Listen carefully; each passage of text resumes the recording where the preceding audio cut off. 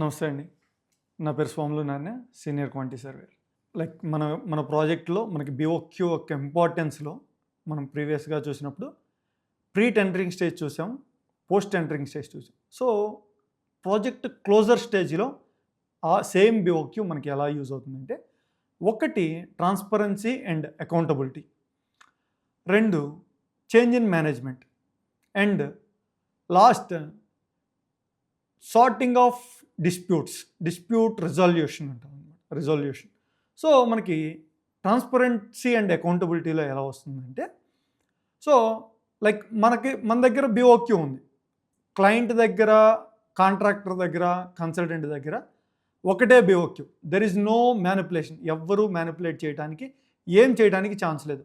ఒకటే బీఓక్యూ మనం ఎగ్జాక్ట్గా ఎగ్జిక్యూట్ చేయాలి. అది ఉన్నది ఎగ్జిక్యూట్ చేయాలి. దాంట్లో ఏ ఐటమ్స్ అయినా అడిషనల్గా వచ్చినా, లేదు క్వాంటిటీస్ తగ్గినా రీజన్స్ ఏంటి, ఎందుకు. ఇన్ కేస్ మనకి కాంట్రాక్టర్కి ప్రాబ్లం అయితే contractor will claim for additional variation. లేదు క్లయింట్కి బడ్జెటరీ దాటిపోతుంటే ఎందుకు, ఏదర్ కాంట్రాక్టర్ సైడ్ వల్ల ప్రాబ్లమా, లేకపోతే ఓన్ వాళ్ళ డిజైన్ ప్రాబ్లమా, ఎందుకు డిస్ప్యూట్లో ఎందుకు ఇంత వేరియేషన్స్ వస్తున్నాయి, ఇవన్నీ చెక్ చేసుకోవడానికి. Plus auditing, like internal audits కానీ ఎక్స్టర్నల్ ఆడిట్స్ కానీ ఎవరైనా వచ్చినప్పుడు ఏం చూస్తారు, బీఓక్యూ ఏంటి, ఎంత బీఓక్యూ, మీ స్కోప్ ఏంటి, ఎంత ఎగ్జిక్యూట్ చేశారు. ఇన్ కేస్ ఎక్స్ట్రా వెళ్తే ఎందుకు ఎక్స్ట్రా వెళ్ళింది, తక్కువ చేస్తే మోస్ట్లీ డ్యూరింగ్ ద ఎగ్జిక్యూషన్ ఎవరు అడగరు, క్లోజర్లో కూడా ఎవరు అడగరు. ఎందుకంటే స్కోప్ మారిపోతుంది, కొంచెం తగ్గుతాయి. నియర్ బై వేరియన్స్ 10-20% వేరియన్స్ ఎవరు పట్టించుకోరు. దానికన్నా ఎక్కువ వేరియన్స్ వస్తే ఎందుకు వచ్చింది, కన్సల్టెంట్ ఎవరైతే మన కన్సల్టెంట్ డిజైన్ చేశారో వాళ్ళని క్వశ్చన్ చేస్తారనమాట. ఎందుకు ఇంత వేరియేషన్ వచ్చింది, మీరు డిజైన్ చేసి మీరు బీఓక్యూ రెడీ చేసినప్పుడు, ఇది ఉన్నప్పుడు సేమ్ డిజైన్ మనం ఎగ్జిక్యూట్ చేస్తున్నప్పుడు ఎందుకు వేరియేషన్ వచ్చింది, మీరు ఆన్సర్ చేయండి. ఇది కాంట్రాక్టర్కి లాస్ అవుతుంది, మీరు భరించండి. కన్సల్టెంట్ భరించాలన్నమాట. Consultant is the whole responsible who prepared the BOQ. ఎందుకంటే అందుకే ప్రతి ప్రాజెక్ట్కి కన్సల్టెంట్ ఎవరైతే బీఓక్యూ రెడీ చేస్తారో ఆ కన్సల్టెంట్ ప్రాజెక్ట్ ఎండ్ స్టేజ్ దాకా కూడా అసోసియేషన్ కంపల్సరీ ఉంటుందన్నమాట. అలాగే చేంజ్ ఇన్ మేనేజ్మెంట్ ఏంటి అంటే, మనం ప్రాజెక్ట్ కంప్లీట్ అయింది, హ్యాండ్ ఓవర్ చేస్తున్నాం, స్మూత్ హ్యాండ్ ఓవరింగ్. ప్రాజెక్ట్ని స్మూత్గా వాళ్ళకి హ్యాండ్ ఓవర్ చేసి మన రెస్పాన్సిబిలిటీ అంతా, మన బీఓక్యూ ఇదిగోండి సార్, మా బీఓక్యూలో ఇది ఉంది, మా అగ్రిమెంట్లో ఇది ఉంది, మేము మా అగ్రిమెంట్ ప్రకారం మేమంతా కంప్లీట్ చేసాం, మీకు హ్యాండ్ ఓవర్ చేస్తున్నాం.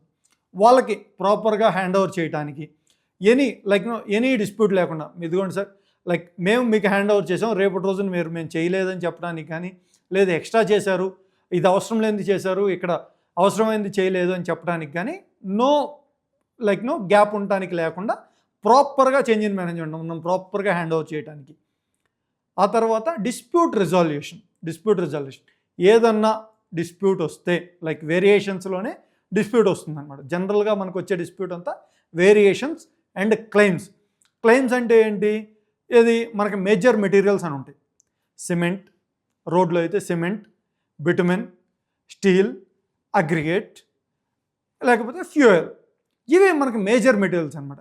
ఇవి మనకి డ్యూరింగ్ ద ప్రాజెక్ట్ స్టేజ్ రేట్లు చేంజ్ అవుతూ ఉంటాయి. అంటే ఇవాళ ఉన్న రేట్ రేపు ఉండాలని లేదు, రేపు ఉన్న రేట్ ఎల్లుండి ఉండాలని లేదు, పెరుగుతూ ఉంటుంది, తగ్గుతూ ఉంటాయి.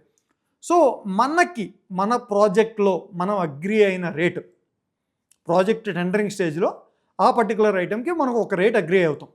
Steel 65,000 per ton.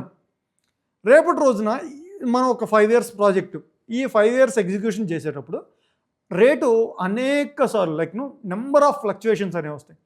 సో మనకేంటి, మనం ఎప్పుడు ఎంత స్టీల్ కొన్నాం అంటే, మనం 65,000 ఉందని చెప్పి మన ప్రాజెక్ట్కి కావాల్సిన స్టీల్ అంతా ఒకేసారి తీసుకొచ్చి సైట్లో పెట్టుకోలేం కదా. ఎంత అవసరమో, ఒక 2 నెలలకి 3 నెలలకి ఎంత అవసరమో అంత మాత్రమే తీసుకొచ్చి పెట్టుకుంటాం.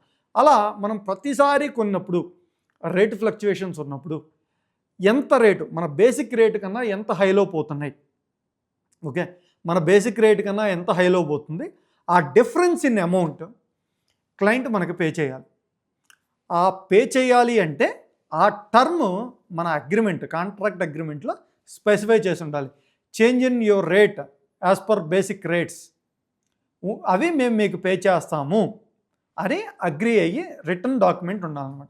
ఆ రిటర్న్ డాక్యుమెంట్ లేదు అనుకోండి, మనం క్లెయిమ్ చేయడానికి లేదు, వాళ్ళు పే వాళ్ళు ఆబ్వియస్గా చెప్తారు like there is no evidence in the agreement, మేము మీకు పే చేయం.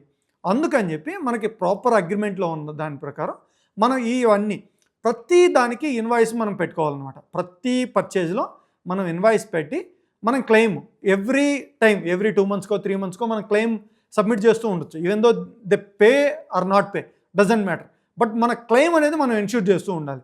సార్ ఇదిగోండి నేను ఈ 3 monthsలో ఇంత స్టీల్ కొన్నాను, నా ఇన్వాయిస్లు ఇవి, నాకు మీరు బేసిక్ రేట్ నుంచి నాకు ఇంత వేరియేషన్ అయింది, నా అమౌంట్ 1 million అమౌంట్ రావాలి. నెక్స్ట్ బిల్ సార్ ప్రీవియస్గా 1 million రావాలి, ఈ మంత్ ఒక 0.5 million రావాలి, so 1.5 million. Next month again 2 million add చేసి 1.5 + 2 3.5 million. ఇలా ప్రతి మంత్ నీ క్లెయిమ్ ఓకే. వన్ స్టేజ్లో డెఫినెట్గా వాళ్ళు పే చేస్తారు. లేదు వాళ్ళు మేము పే చేయము అన్నారంటే దట్ ఈస్ ద డిస్ప్యూట్.